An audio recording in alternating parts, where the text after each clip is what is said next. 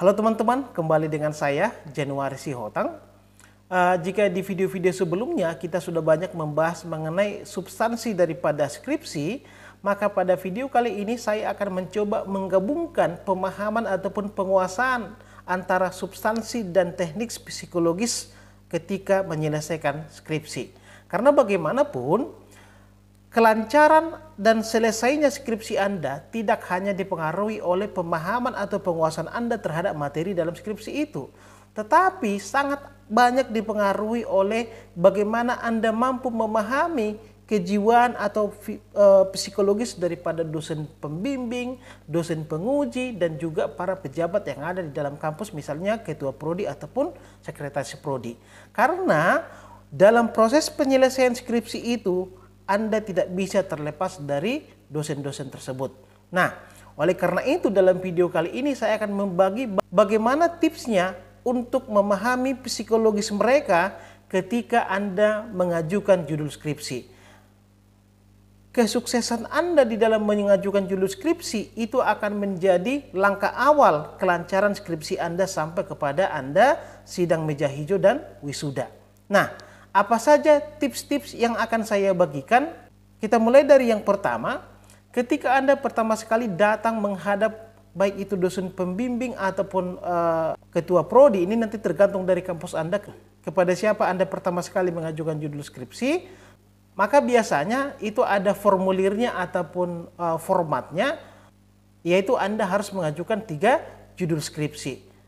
Nah, saran saya ketika Anda datang pertama sekali untuk mengajukan judul-judul skripsi tersebut, Anda jangan datang hanya bermodalkan format tersebut.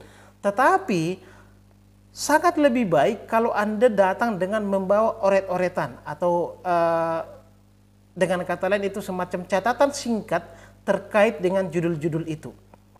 Oret-oretan itu ataupun catatan singkat itu terdiri dari misalnya latar belakang singkat, kemudian rumusan masalahnya, rancangan metode penelitian yang Anda pilih, dan semacam hipotesa ataupun kesimpulan awal terkait dengan judul itu.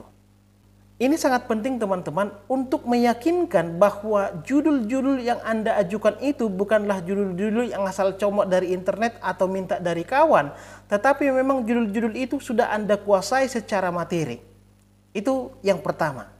Kemudian yang kedua, ketika Anda mengajukan judul tersebut, kan tadi ada 3 pilihan ini yang Anda ajukan ke dosen, maka alangkah lebih baik juga kalau tema-tema daripada ketiga judul ini tidak berjauhan. Atau paling tidak temanya itu masih dalam satu lingkup. Contohnya di dalam mahasiswa Fakultas Hukum, kalau Anda misalnya tertarik dengan judul pemilu, silakan Anda ajukan ketiga judul itu semuanya terkait dengan pemilu. Kenapa? Supaya persiapan-persiapan ataupun bacaan-bacaan yang Anda punya sebelum mengajukan judul ini itu tidak sia-sia. Artinya satu sama yang lain itu saling melengkapi. Kalau misalnya antara judul yang satu dengan judul yang lain cakupannya itu terlalu jauh, maka Anda akan sangat kecapean atau sangat kelelahan, bahkan membuang waktu untuk memahami itu semua. Sehingga kalau misalnya salah satu ataupun yang dimanapun yang disetujui oleh dosen Anda, maka Anda itu sudah siap. Oke? Kemudian yang ketiga, dari ketiga rancangan judul yang Anda ajukan itu, alangkah lebih baik kalau Anda menonjolkan salah satunya. Jadi Anda jangan membuat antara judul 1, 2, 3 itu sama-sama Anda kuasai dan sama-sama Anda persiapkan dengan baik. Harus ada satu judul yang paling Anda tonjolkan dan memang kelihatan itu sangat Anda kuasai. Kenapa? Ini sangat penting supaya Anda bisa mengarahkan psikologis dosen tersebut ke judul yang memang sangat Anda inginkan.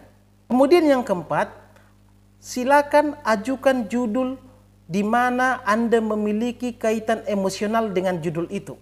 Baik itu misalnya lokasi penelitiannya, temanya, dan segala macam.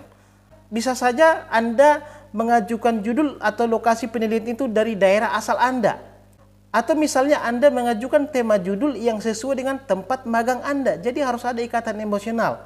Saya katakan tadi bisa daerah asal sebagai lokasi penelitian. Yang kedua bisa tempat magang. Ataupun yang ketiga bisa saja misalnya kesukuan, ya, atau hal-hal primordial. Kenapa ini sangat penting? Karena ketika Anda mengajukan judul yang ada kaitan emosionalnya dengan Anda, maka paling tidak Anda sudah memiliki gambaran awal dengan judul itu dan sudah memiliki hipotesa dengan judul itu.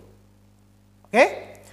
Nah, ini juga sangat terkait dengan yang kelima, bahwa pastikan atau yakinkan kepada dosen Anda bahwa Anda itu memiliki kemampuan atau link yang baik untuk mendapatkan data-data yang terkait dengan itu.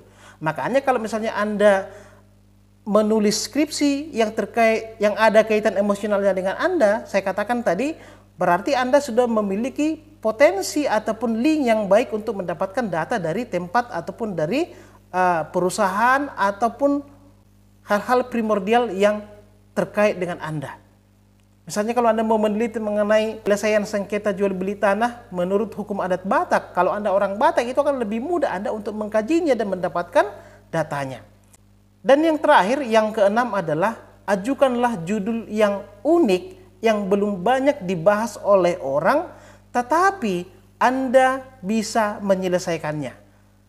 Jangan misalnya karena judulnya unik dan menarik, tapi Anda tidak mampu untuk menyelesaikannya. Anda harus punya gambaran, paling tidak datanya itu mudah didapatkan, orang-orangnya mudah diwawancarai dan segala macam.